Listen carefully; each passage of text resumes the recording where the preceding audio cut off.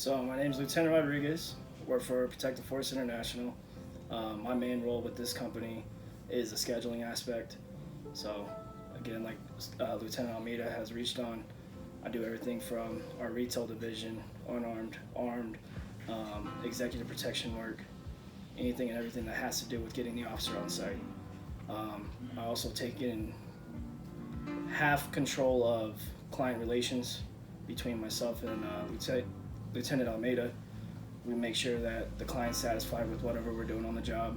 We periodically will check in on the officers without them knowing, just do random spot checks, make sure uniforms up to par what we're expecting, make sure that they have all their credentials on them. The biggest thing for us is in this industry is the PIOB card, making sure that they have all their credentials on them to be out on the streets and inside of to work.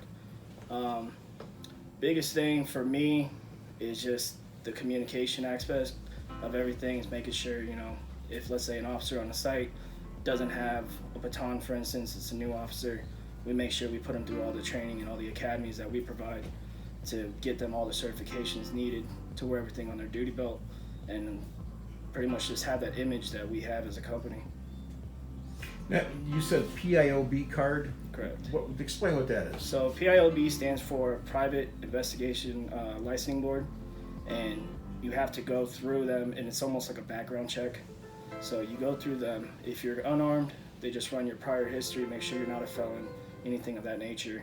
If you go armed, there's certain requirements that you have to reach as far as the shooting aspect, make sure your score is within the limit that they expect.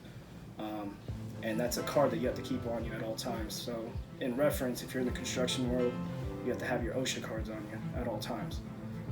PIOB could stop by and ask for verification. If you don't have it, it could be a fine. Now, how long have you been working here at PFI? So with PFI, I've been here since April of 15th, I believe. I started off as a regular officer. I did, anything and everything I could do to just give that one client at that time the expectation that they were looking for.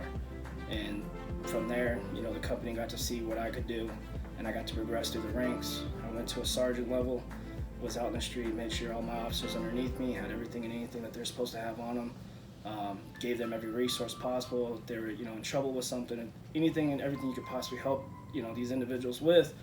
And from there, I got to go even farther than that and became a lieutenant. So now I get to control the scheduling aspect.